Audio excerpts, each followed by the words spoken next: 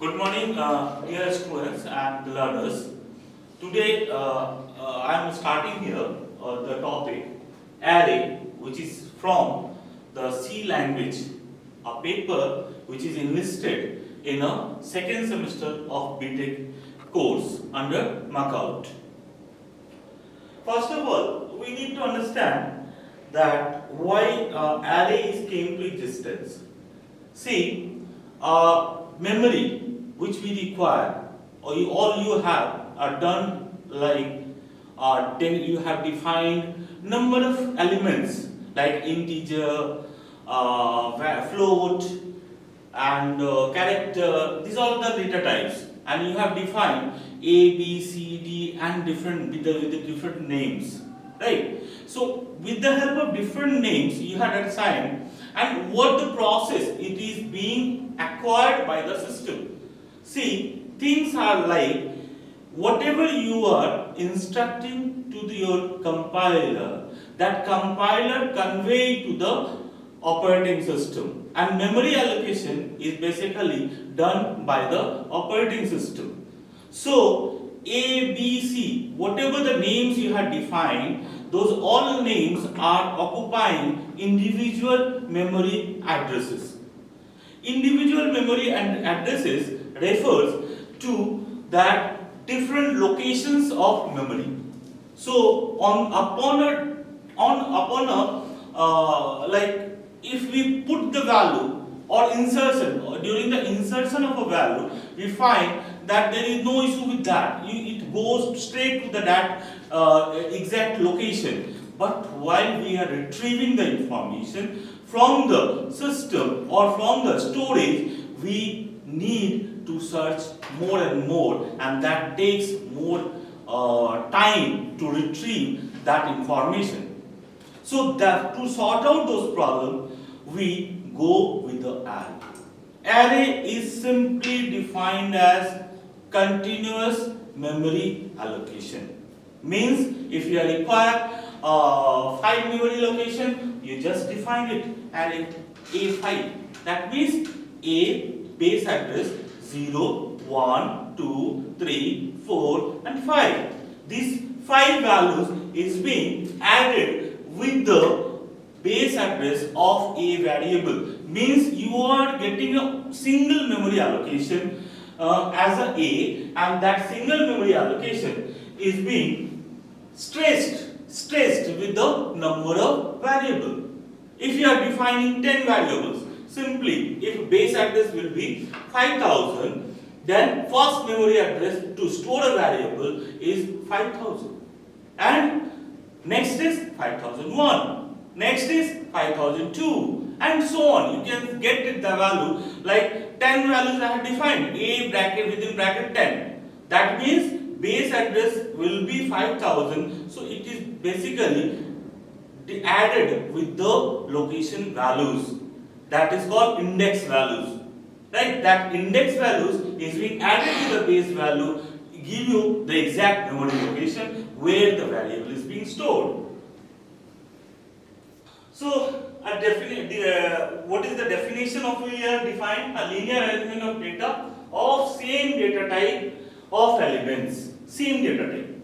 So here we had went through number of data types: integer, float, double, long integer, short int, character, etc. Number of data type we went through, but we must have to remember that array can able to define exact same type of memory location. If you are going with the integer, you can create 5 number of memory location together. If you are going with the long integer, you can create 10 memory of location together, like that. So whatever the data type should be the same. That is here it is being explained. Linear arrangement of data of the same data type of elements.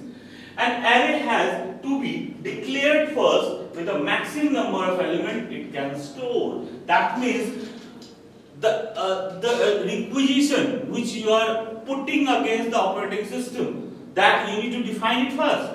At the beginning only we need to write like int space a within bracket 10. That means maximum 10 elements I can accommodate within this memory location. More than that we can't.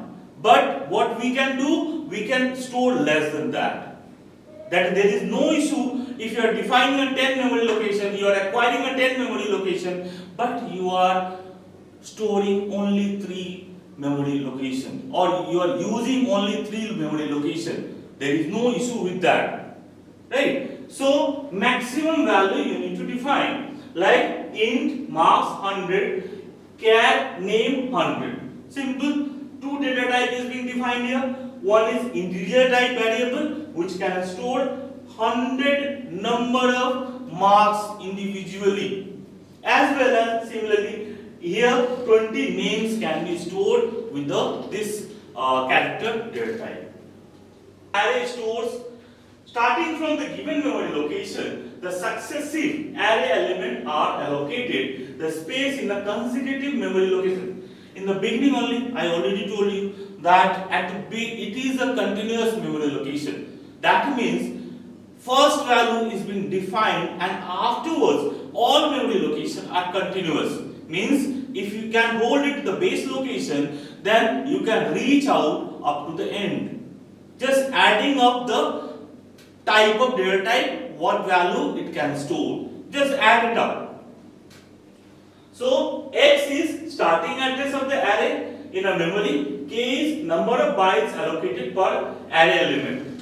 So it is being represented like this. You can see over a within bracket I is allocated memory location at the address. Simply, it's a mathematics, simple mathematics. You can see a is a base address, I is the index value. If you add them up together, simply a plus I, the value which is being generated is the memory address of next cell. Simple mathematics is there. Next is index rule. An array index must evaluate as an integer between 0 and n minus 1, where n is the number of element in the array. Why n minus 1? Because we starting the memory location, or we starting the index value from 0.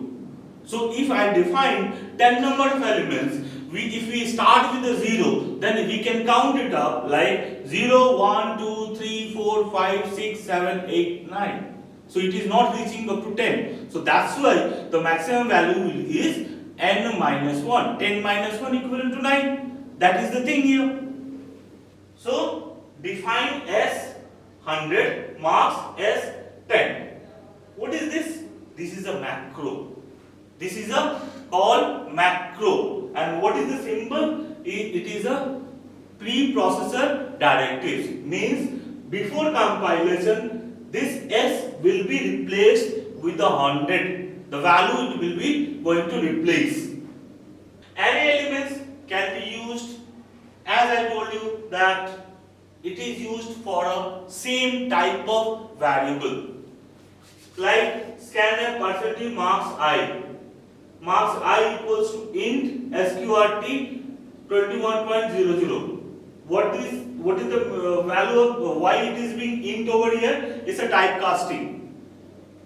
Square root of 21.089 can generate a decimal number, but the variable which is being defined may be integer. So to store that value in terms of integer, we are rounding up into the integer value. That means 5.18 will be referred or stored as a 5.